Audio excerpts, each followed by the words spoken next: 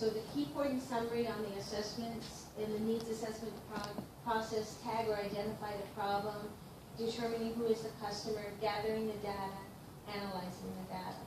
Okay? And then it goes on to the ledger.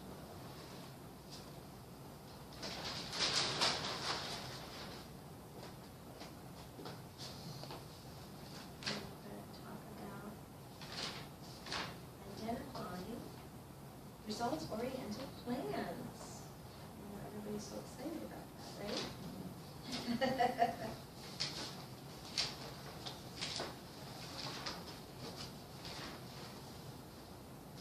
So, Ellie, you want to read on developing results-oriented plans, identifying outcomes, and read the bullets under that. Page 31, yes. So the learning objectives? That identifying outcomes, just what we're going to cover. So the bullets right under activity. Oh, okay. So identifying outcomes. So activity, life plan. What comes first? What are our results? Assess what must be strengthened or abandoned. Results or outcomes. Types of outcomes. Examples of family outcomes. Examples of agency outcomes. Examples of community outcomes. Comparison of family, agency, and community outcomes for employment activity. What are our outcomes? And so our learning objectives, participants understand that community action agency plans for outcomes. Alright?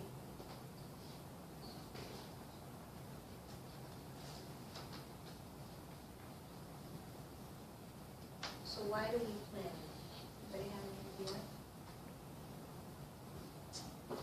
So we get the results we want.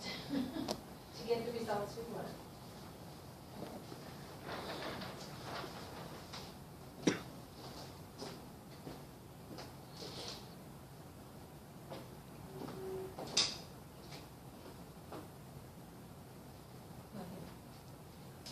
To get results.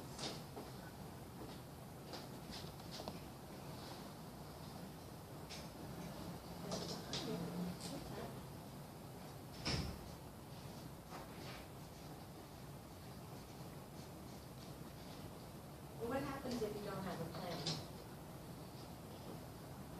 You don't know where you're going. That's right.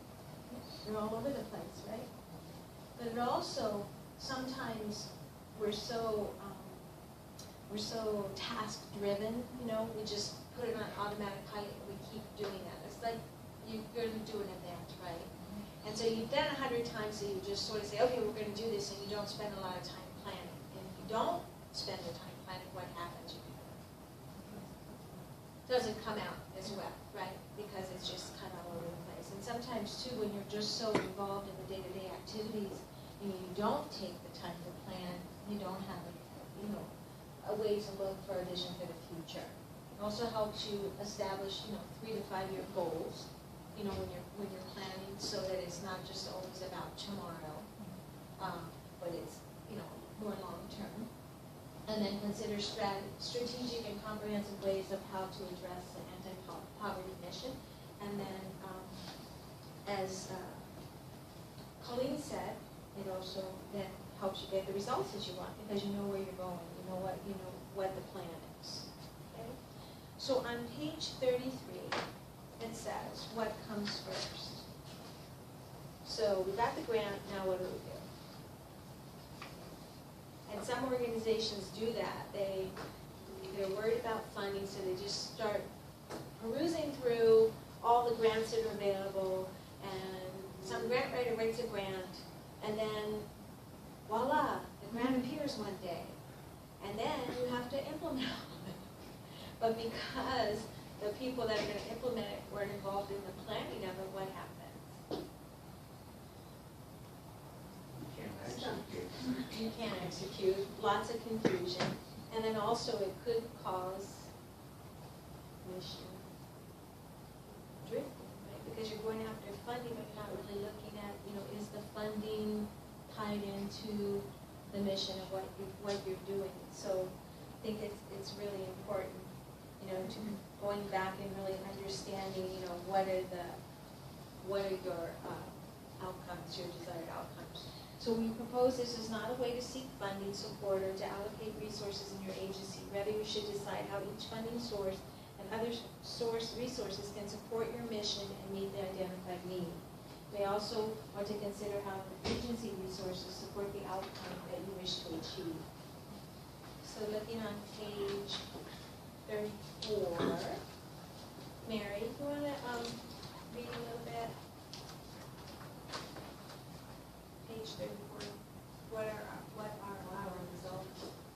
Calculate by cost and the results of social sector organizations and measure outside of organization and change one and change conditions. It says that we should look at both short-term accomplishments and long-term change. Jeffrey's question 4 is, what are the results? According to Jeffrey, in business, you can create others. Profit is really an adequate measured step. But without it, there is no business in the long term. In the social sector, no such universal standards for success exist. Each organization must identify its customers and honestly judge whether lives are being changed. Yeah, so, and that's a really good message. And so in a for-profit business, you know if you're successful based on money, right? A lot of what we do is it's intangible, it's hard, you know, so that's why you have to be able to have the data to back up the outcomes. You have the goal, you're gonna have your outputs and your outcomes. You're gonna say, we're gonna do this, and then the outcome is gonna be this, and then you've got to be able to have the data to show how do you prove that, how do you prove that you make a difference, how do you prove that that youth has increased their financial literacy, how do you prove that that youth has changed their thinking on underage drinking, you know, those kinds of things. Does that make sense? Anyway, go ahead, Mary, I'm sorry. We want each agency to identify the successes and assure that they have clear documentation, evidence of the success. Whether the successes are reported to the state CSPG office and to NASCSP, we can begin to understand the common results being achieved across the country. And that NASCSP is National Association of Community Service Programs. So they like acronyms, so. So data must be considered during the planning phase of the ROMA cycle, includes agency service data. We must consider the results or lack of results. So have we been successful? The answer leads to the question, to some hard choices an agency has to make.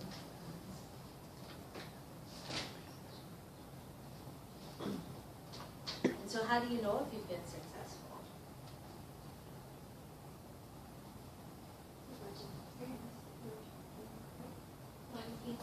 Budget hearings, yeah. But how do you know if you've been successful in the grant, in the program? The change in the data, okay, yeah, so you change, so for you, how do you know if you're being successful? You have milestones that you have to meet, right? And so then by you meeting those milestones is one measure of success, right? So that's what we need to take a look at. On page 35, it says, when we discover that we have not produced results, we must decide if the service should be abandoned or strengthened. Some things must be abandoned. To believe that whatever we do is a moral cause and should be pursued whatever there is success or not is a perennial temptation for nonprofit executives and even more for boards. Everything is a good cause, but we cannot afford to continue where we seem to be unable to further the mission. So do we produce results that are significantly outstanding for us to justify putting our resources in that area. So need alone does not justify continuing, nor does tradition. People in any organization are attached to obsolete, the things that should have worked but did not, the things that once were productive and are no longer. And I know, looking back over MEO's almost 50 years of programs, and I look at, they have their old annual reports, and they had a basil project. They had a homemaker where they actually was a program where they went, it was supposed to be a money-making project, that they were going to go out and clean people's homes and then use that income to help support programs. And it didn't work out very well. But, you know, they didn't just keep doing it because they felt that they should. They went back and looked at, you know, what is the needs. So, you know, you really, yeah. Or again, if other people are doing it or something like that, you don't want to just keep doing it because you've always done it that way. So we always go back to what are the results that the agency, you know, want to achieve, which is important. So on page 36, results or outcomes or changes. David, you want to read a little bit? We use the word results and the word outcomes interchangeably as we move through the various principles. Simply put, customers, the results are changes observed or reported after participation in a service or activity. For the family, outcomes are changes in knowledge, attitude, skill, or ability, or behavior. For the agency and community, outcomes may be such things as changes in agency or public policy, organizational effectiveness, or social and health conditions.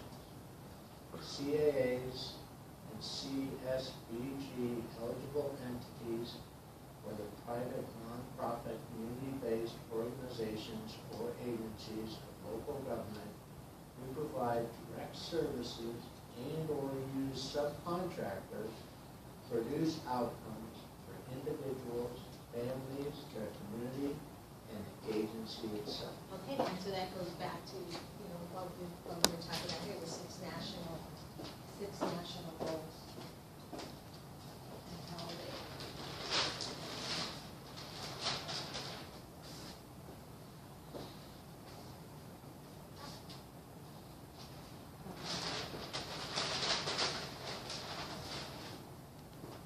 okay, so types of outcomes. Outcomes may happen over time, represent change or in a situation status, or may change the direction for the family. Change over time. Consider the difference in time frames in different situations. Short term for a client in need of a shelter may be this afternoon, while short term for someone obtaining basic job skill training may be 6 months. To identify the change to be observed in the time frame that matches the situation. This may be characterized as short-term, immediate, or long-term goals. Situations may be identified at different levels of status. Residents in one public housing project may feel that it is safe, while others in another project may feel that they're in crisis. And we see that, I can say here, like people that live in Luana Gardens, I think that they would say that they feel safe because it's well managed. If somebody lived on Oahu in some of their public housing, they had a lot of concerns, and you see it on the news. So somebody that lived in that public housing maybe wouldn't feel that they were safe. So they're both living in public housing, and the circumstances are different. So it kind of goes back to what we were talking about earlier. Don't make assumptions, right? You gotta get the facts and talk to the people.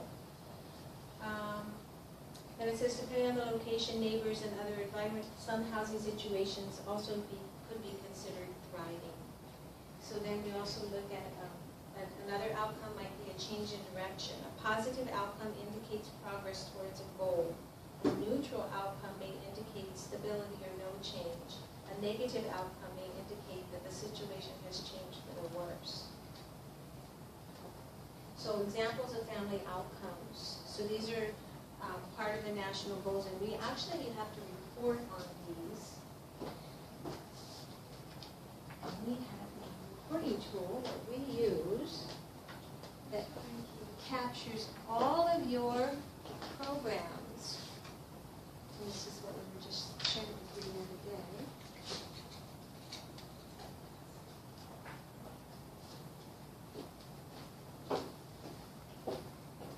So you see how it says goal 1, self-sufficiency, low-income people become more self-sufficient? And then underneath there it says the goal is employment, right? And then under there, it tells you all the programs that we report outcomes for under employment. Back to this is one of our 6 national goals, okay? And so then it tells you what is the measure, and then it tells you what is the outcome, and then you report the specifics. So employment support, under employment support, we list transportation, we list Head Start, and we list Head Start after school. And we have Head Start Summer, we have Kahika Maliki, we have BEST, we have a LIHE. They say, well, why do we have LIHE under employment support? And it says that the number of working adults receiving credits thereby enabling them to attend work without excessive absences due to health issues. So they didn't have adequate heating or in their home that could create a problem for them. And that's the justification. It has rental assistance under it. It has the state housing assistance program. And then we have financial literacy training, which is also under employment support. Okay. And then goal number 2, the conditions in which low-income people's lives are improved, and so on and so forth. So this is just so that you can kind of tie it into what we do and then what the training curriculum is talked about. So some of the indicators that you can report on, some agencies report on all of these, and some only report on some of them, because not every agency does everything, because it depends on the community that they're in. Okay, so.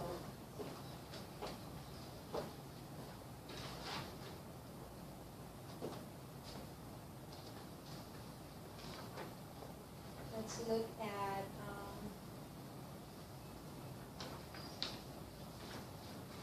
low-income people, especially vulnerable, page 37, especially vulnerable populations achieve their potential by strengthening family values and other supportive systems. So that's goal number 6 on the 6 national goals, right?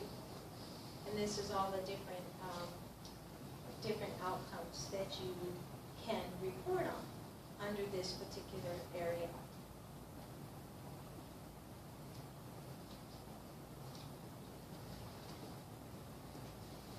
So the difference between goal 1 and goal 6 is that goal 1 describes movement towards self-sufficiency, and then goal 6 actually describes ways individuals progress toward family stability. Okay? Do you see that difference?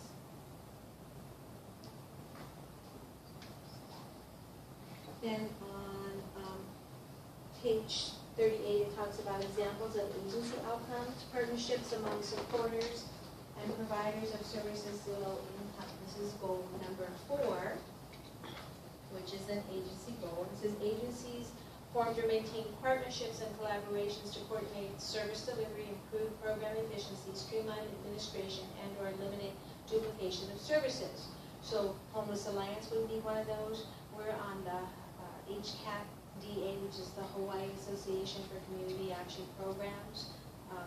We are we do rental assistance meetings where we go with everybody that administers rental assistance in the community.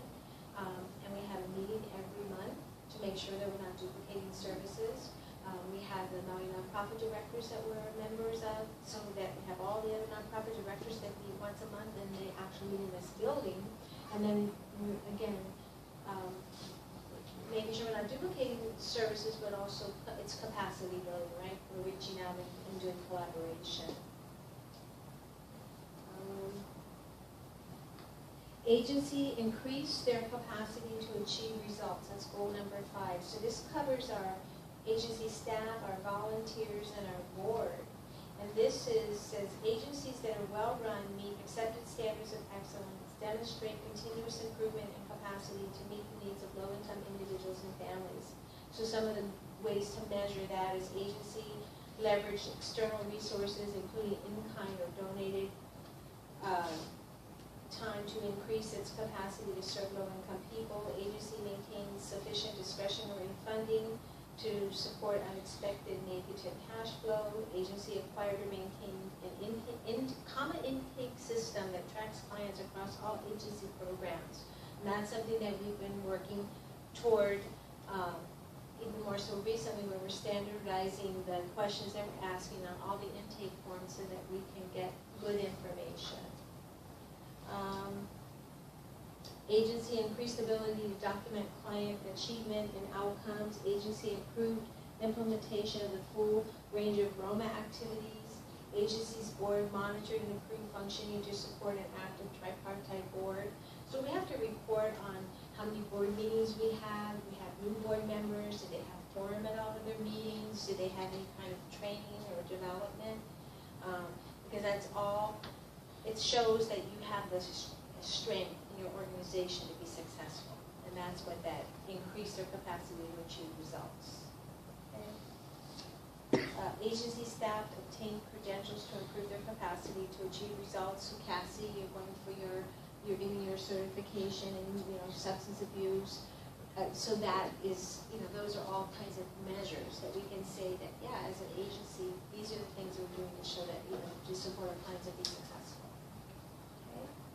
So examples of community outcomes and conditions in which low-income people's lives are improved. Community outcomes are an integral part of community action and describe the allocation and focusing of public and private resources for anti-poverty purposes, improvement of community infrastructure, and the creation of employment and other resources to support low-income people in their transition towards self-sufficiency.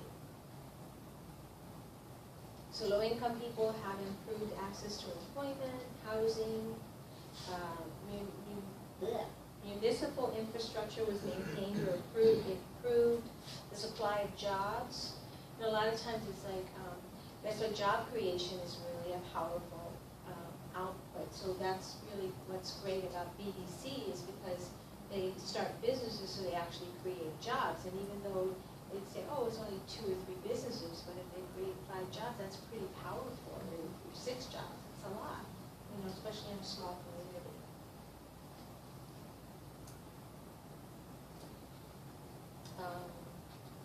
Then it says also under the examples, it says the condition in which low-income people's lives are improved. It's the last bullet. It says the scope and number of volunteer opportunities for community participation was created or maintained. So how involved we get our low-income clients in a volunteer capacity. So we do track how many hours they volunteer in the classroom, or how many hours they volunteer in fiscal, or whatever that is. And then we have an annual volunteer recognition. We track them by the amount of hours that they put in, and then what do they actually volunteer to do. So we use volunteers for senior fair. All the seniors that come on the Planning and Coordinating Council, they're all volunteers. They come here to help get information to go back and educate their clubs about issues that affect seniors. And then it talks about low income people own a stake in their community. Okay. So then let's look on page 40. Comparison of family, agency, and community outcomes for employment. Previously, we identified needs to be assessed in 3 levels: family, agency, or community. Consider the outcomes that are achieved in those same 3 levels. So, Melanie, why don't you read under family?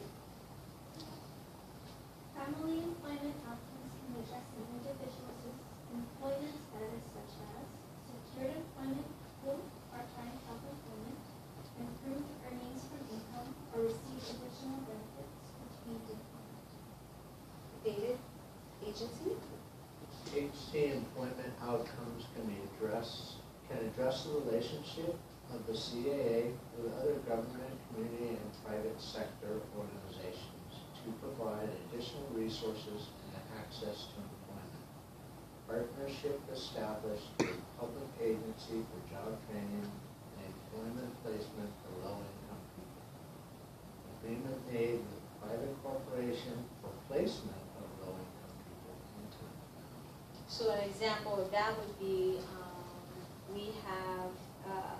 we rented out our kitchen up in Vineyard, right? The best reintegration building. And so part of the agreement was, this is a for-profit business, but they're going to employ some of our clients, and they're going to pay them, minimum wage to get them trained, and then once they're fully trained, they're going to pay their market wage. And they can either continue to employ them, or we're going to move them into other employment, but they now have a skill set. So that was part of the lease agreement. So that would be an example of an outcome that we met that, or if you do employment for low income, so you contact some of these employers and they agree that, Melanie, I'm going to hire your clients.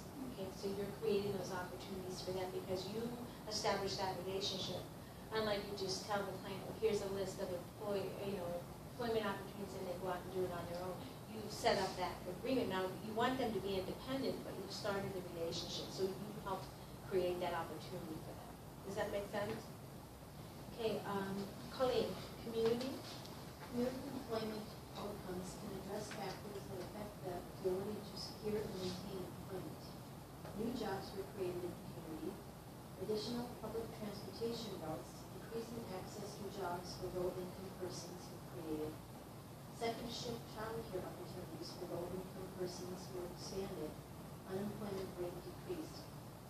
And on that additional public transportation routes, we actually implemented that last year on Molokai at the request of some clients, and then they actually lobbied the county council to add money into the budget, and so we were able to expand some routes on the island of Molokai, and to get, so we were able to run the shuttle more often because it helps them with getting them to and from it, and that's the only really way to get around it. With gas at almost $5 and over $5 at one point per gallon, that public transportation is essential for their survival.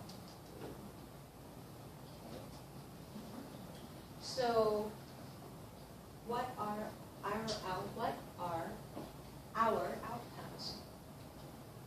Identify outcomes your agency can work to achieve. So we came up with this need. So what kind of an outcome did we come up with to address this? Well, just one outcome. I mean, there's several, but what we just come up with one. What one outcome did we come up with? Reduction of the homeless population. Reduction of homeless population. Okay. That is an outcome. But when I'm looking at what the need, it's saying that we don't have sufficient support services or resources. So what would be an outcome that we could come up with that would address the need? Increases in funding. Increase in funding, or how about an increase in The funding support services? Okay. Could be funding, but maybe a more measurable would be an increase in support services, because just because you have more funding doesn't necessarily mean that it's going to be channeled to more services. But would you be able to prove that there were more support services? Yeah, you should be able to prove that, right? Because right now, if you went and you listed what services are available, then the way you would measure that, you'd have your baseline that says, okay, we have 10 support services that are available in Maui Island for our homeless, okay? And then in 6 months from now, we have 5 support services that are added to that. That would be a measurable outcome. Does that make sense? So, did you write that, Cass? Are you okay with writing the outcome, that outcome in here? So this is the need. Yeah, really good handwriting. And then this would be the outcome.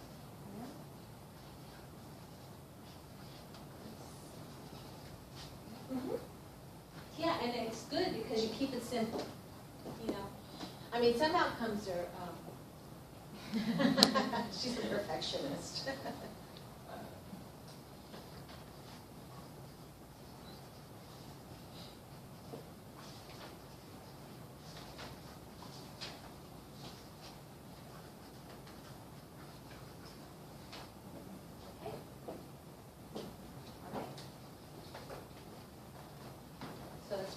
Pretty straightforward and easy, and we'll be using this as we move along. So that's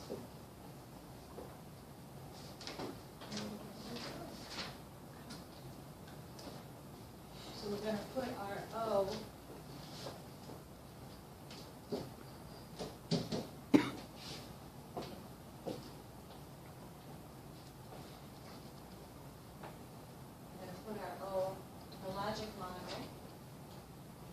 The reason that we skip number 2 is because we're outcome driven, so we're going to go back and figure out our strategies after that.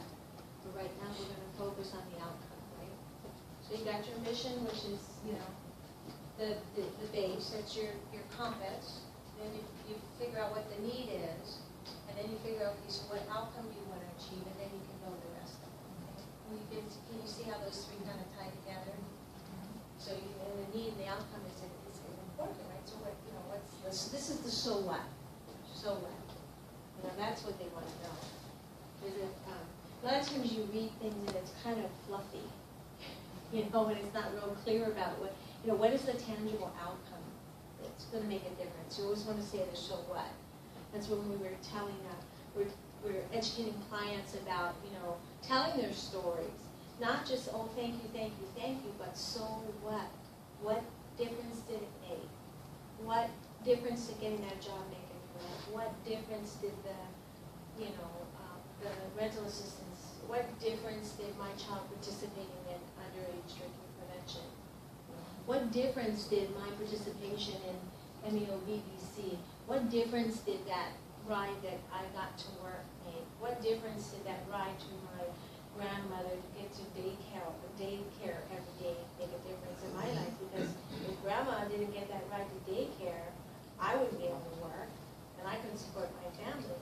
So by, you know, having that vital service that gets grandma to daycare, my whole family benefits. So those are the stories that people need to tell, but that's the so what. And those are measurable things that you can measure. Does that make sense? Okay. Identifying strategies. Mary, you want to read a little bit for me? I know you're thrilled. Come on. Connecting outcomes and strategies. So far we have seen how the agency's mission statement is the foundation upon which all plans, the services must be built. Action must now be designed to meet specific identify on the family, agency, or community members. These actions must be designed to the specific outcomes you plan to achieve, matching a family, agency, or the community. So, but what are these actions that the agency will plan to do? We've come to the time that the agency must select strategies to achieve the desired outcomes. A strategy can include a series of services, advocacy activities, and other actions. So consider the plan developed by the group. So we have to add some more detail to our plan. So the community action plan, get funds, and abracadabra, an outcome is produced. Is that true? No. So you have to start with knowledge of what you want to achieve, identify resources that you can bring to the project, and clearly lay out the services, strategies, or advocacy efforts. Okay?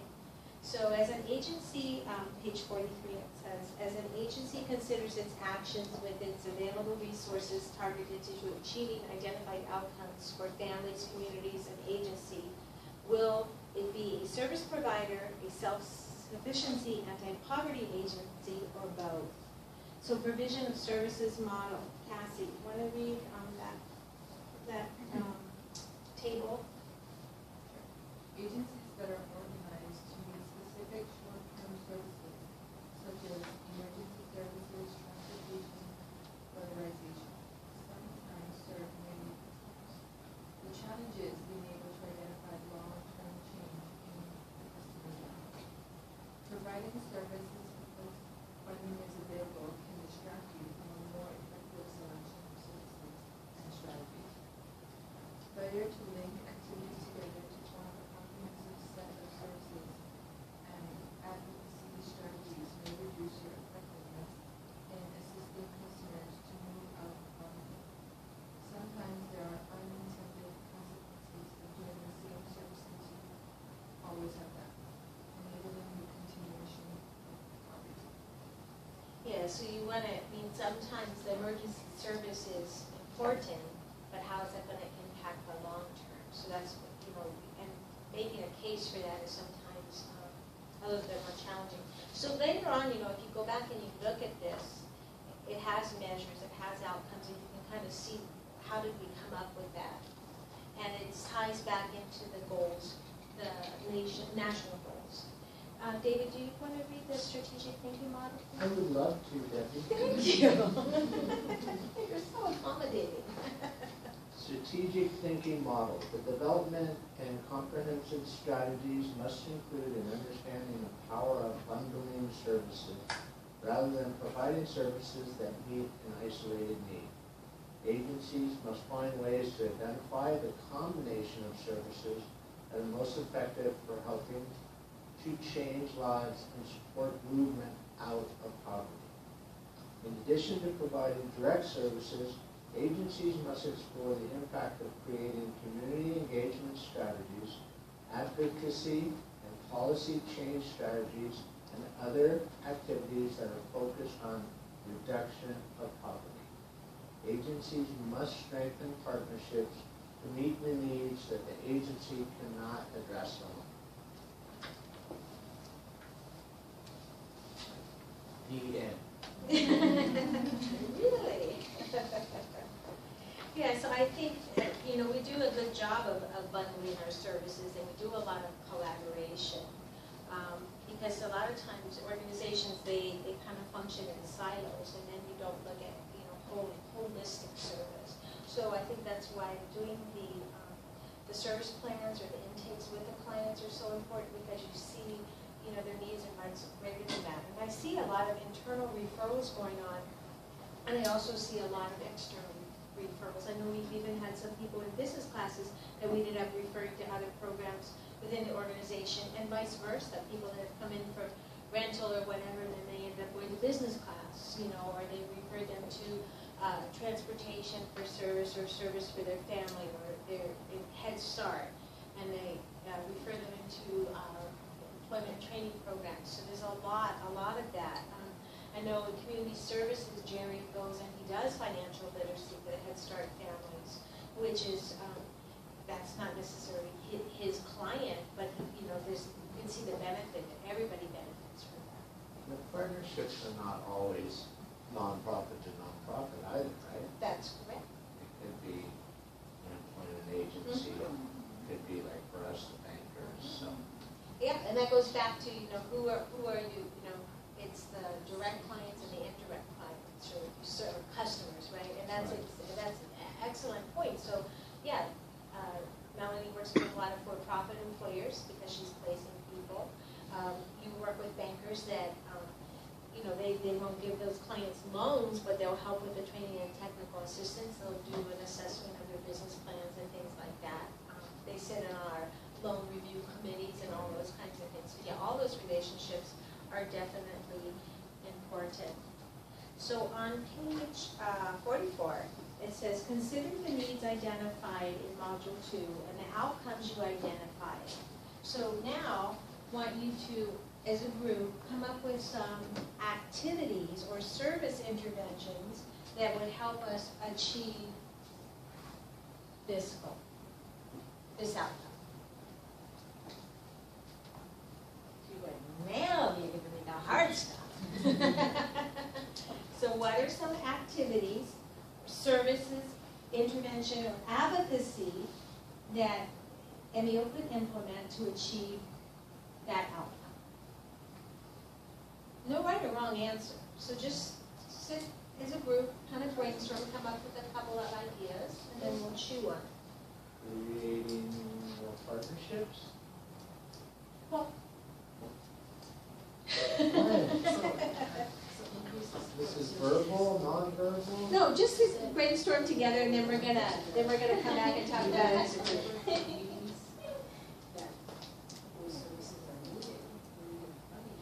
I'll give you one example of something. Okay, so one example, if the need was lack of living wage jobs, an activity wouldn't be establish a skills training program, because although that might be important, that's not going to help you get that outcome of achieving living wage jobs.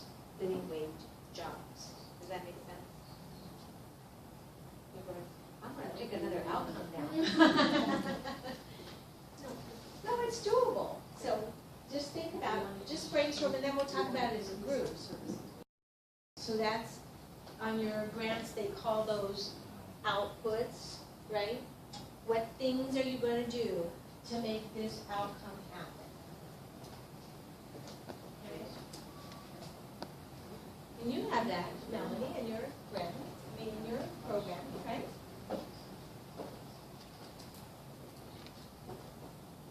So if you look on 45, it gives you some examples too. It says, paragraph 2 says, it's clear that we provide a service such as training program, utility payment, or a ride. This service is not the same as the change that happens to the customer. So the customer who participates in the training program will increase skills. Customer who receives utility payment will be able to avoid utility shutoff. Customer who gets a ride gains access to other services and may therefore have improved health, etc. So how it affects the customer, is that what we're interested in? Well, actually, How are we going to increase? yeah. How are we going to make this happen? What activities can we do in our program to make this happen?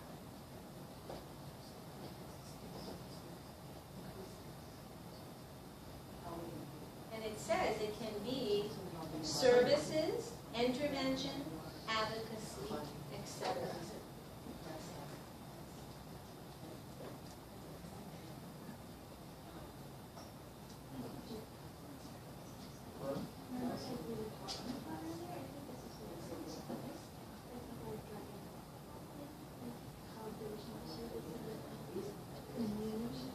So how are we going to get to that increase in support services? What things can we do? Was she? Yeah.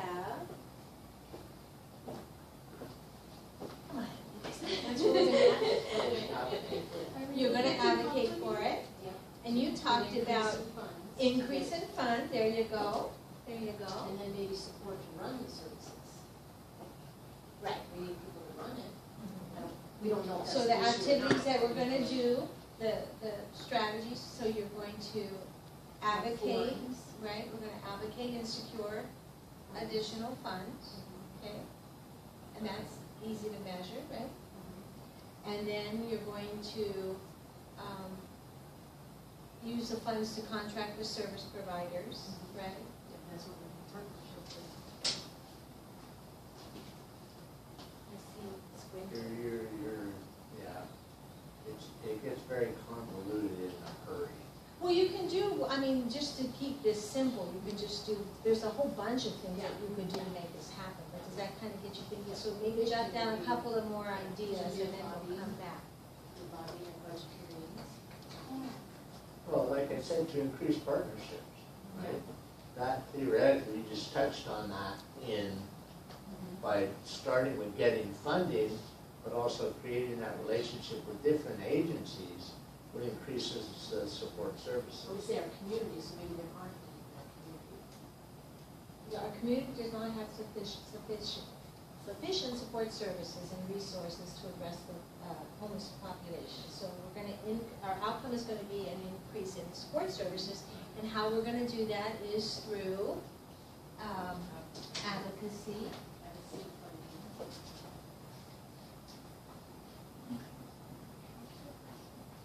I'm just thinking from A like a prevention. secure way. funding. Is that what I do? Prevent, We're going to Or the secure first funding, I'm services that- sorry, what? look for services that focus on the prevention of homelessness. Because that will address the growing population during the season. Stop them from going.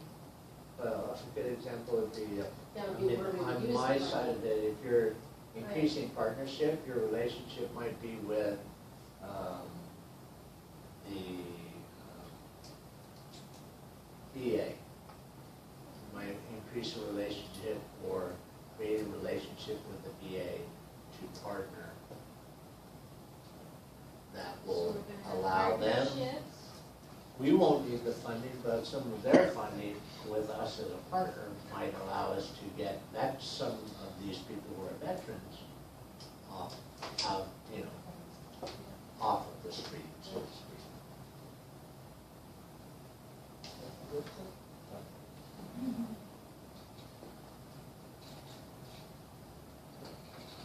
So, Okay, we'll go to the next one. so we're going to, so the advocacy would be advocacy and education, right? So, because we're gonna educate we're gonna advocate and we're gonna educate the funders about the need, right?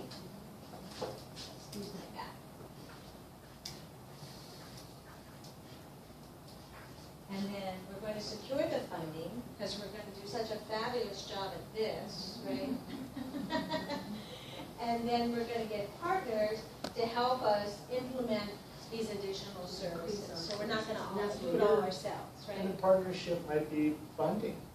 That could be a Right. partnership. You could as get well. private funding as well, so not just public funding.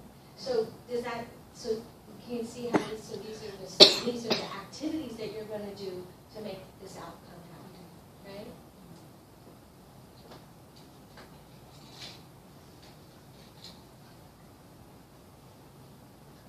So it kind of makes sense though, right?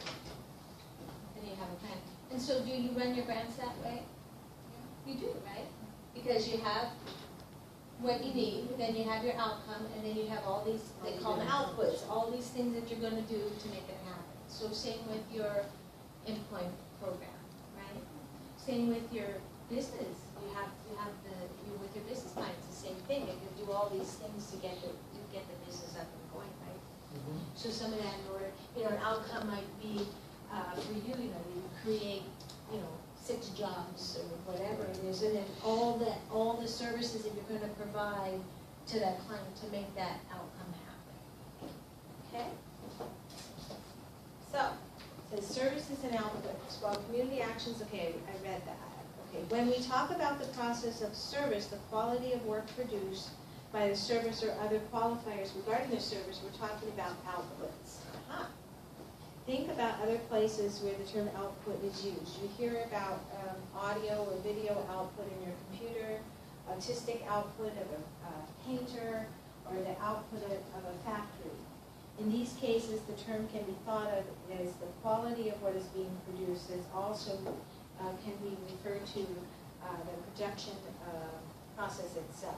Outputs are activities of the program, both the activities of the provider, the CAA or partners, and activities of the customers. Measuring outputs will provide data regarding the scope of the program, but it will not tell you what changes happen. So the output are the activities, and you can measure these, right? Output you can still measure, but this is really what you want to see, what the activities to support the outcome, okay?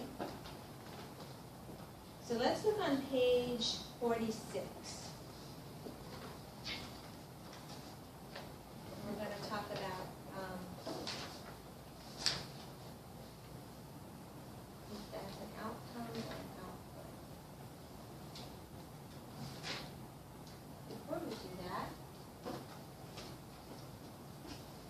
object model.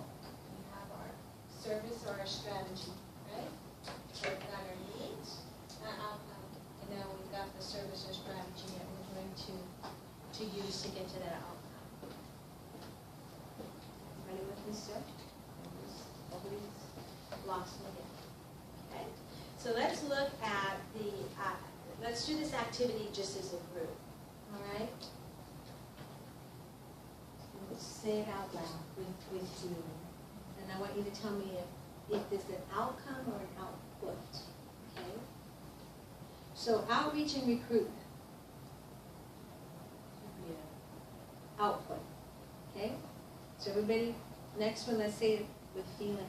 Enrolls in an ABE class.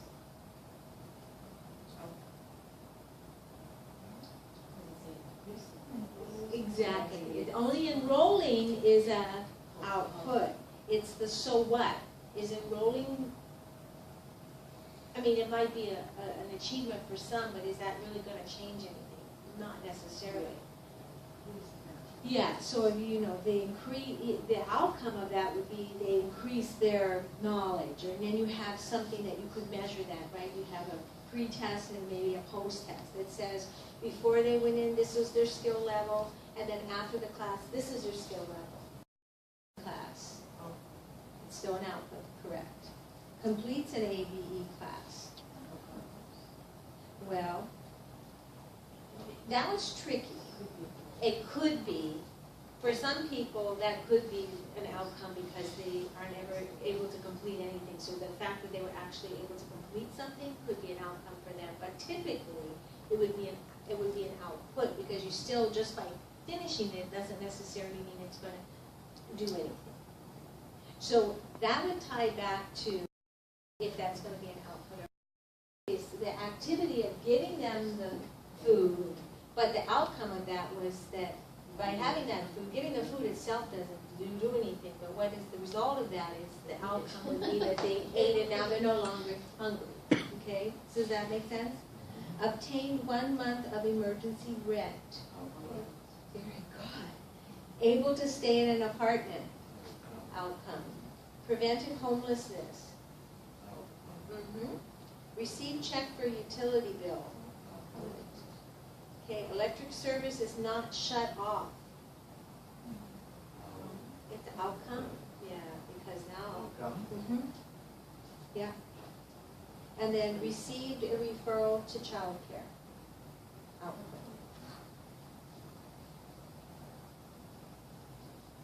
Conflict management program. Youth are involved in fewer conflicts. Outcome, right? Discussion sessions explore experiences with stereotyping cultural differences.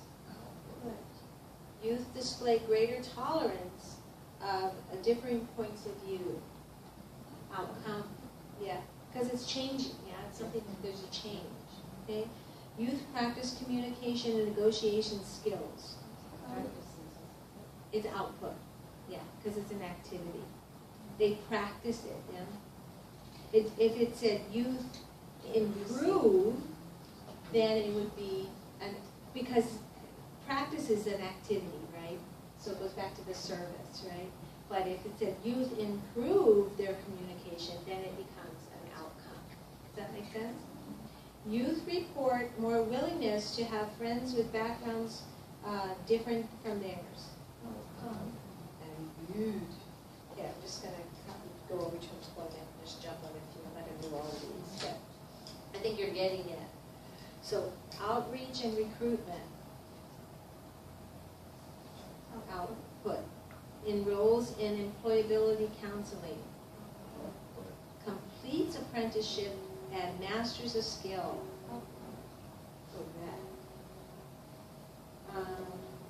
Offered employment after successful interview. Outcome, yeah. Obtain part-time employment.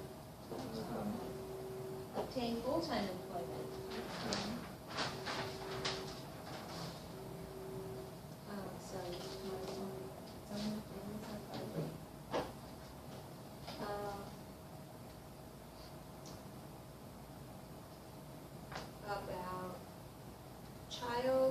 children master new activities in the after-school program? Outcome. They master new skills, yeah? 15 at-risk children attend after-school sessions. Mhm. Children's social skills improve. Children make more positive use of free time outside of the program.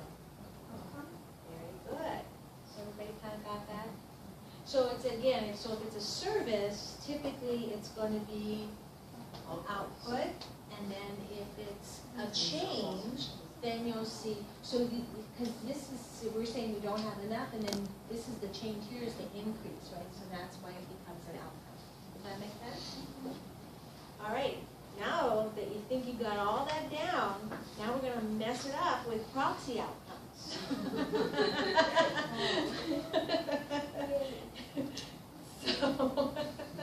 So now you're moving into a concept that can be confusing. When an output stands in for an outcome, okay, in a proxy outcome, the receipt of service is assumed to be the outcome. This is primarily in cases where there is an accepted connection based on research between the receipt of the service and the outcome. Many times the services we call emergency or safety net services are thought of as proxies because providing the service reduces an emergency need in which is an outcome. So,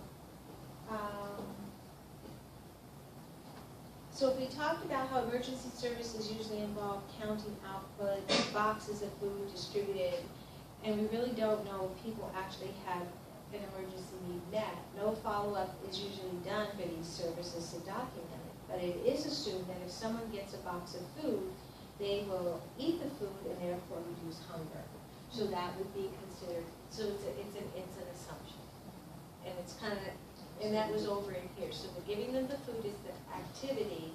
We can't really prove that, but historically there's research that says if they get food, then they're not going to be hungry, and so you could count that as an outcome.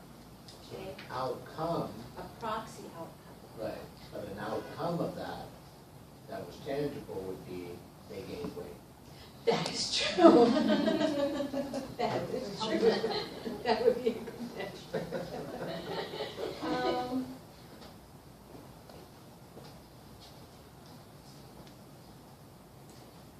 So if we say,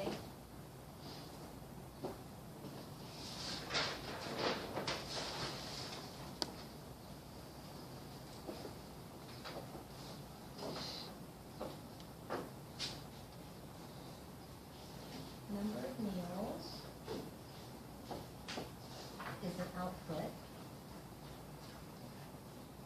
and then number of reduced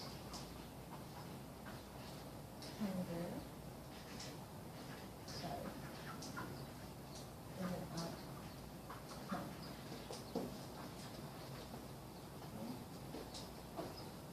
That makes sense? And the number of people who received meals is a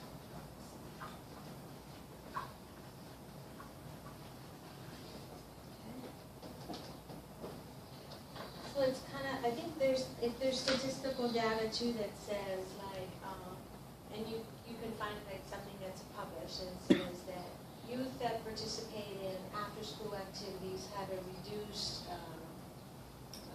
chance of being incarcerated or whatever. And there's statistical data that's printed that says that. So then you could use that. That would be a proxy outcome.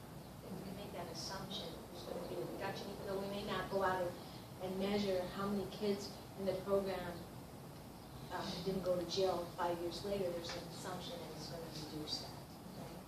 Increases their odds of success. Does that make sense? So let's look on page 48, and then we'll be wrapping it up until after lunch. So a proxy outcome is best used when these conditions are present. An actual outcome is supported by previous research and is not practical to measure or collect at each site. An outcome is recognized and accepted to be related to the service because of established research. The client is eligible for intervention, activity, or service, and the research shows that the clients with the eligibility requirements who participate will yield the expected outcomes. Another example is an after-school program. If you provide an after-school program that includes a homework helper component, should be able to identify an improvement in grades for students who attend, or an improvement in school behavior. This would be measurable outcomes for the program. However, research shows that after-school programs also impact on the reduction of juvenile crime and the reduction of teen pregnancies. These are real outcomes, but local programs cannot document that you prevented something from happening. Therefore, measuring attendance participation in these situations is considered an acceptable proxy for other outcomes. The count of the number of students who attended the program would be a proxy for the number of students who reduced the negative behavior. Okay? So that's where it gets, like I said, little convoluted, but it is something that's allowable. So we talked about a couple of things here.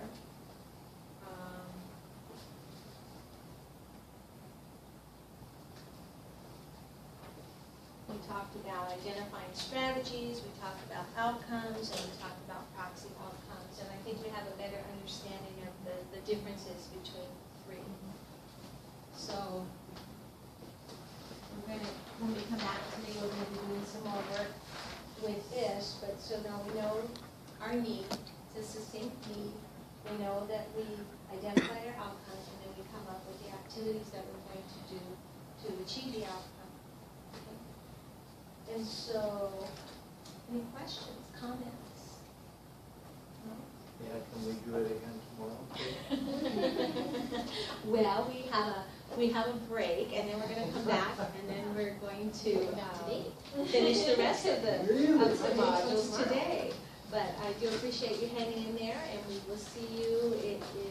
We'll see you at 12:50. Okay. Thank you.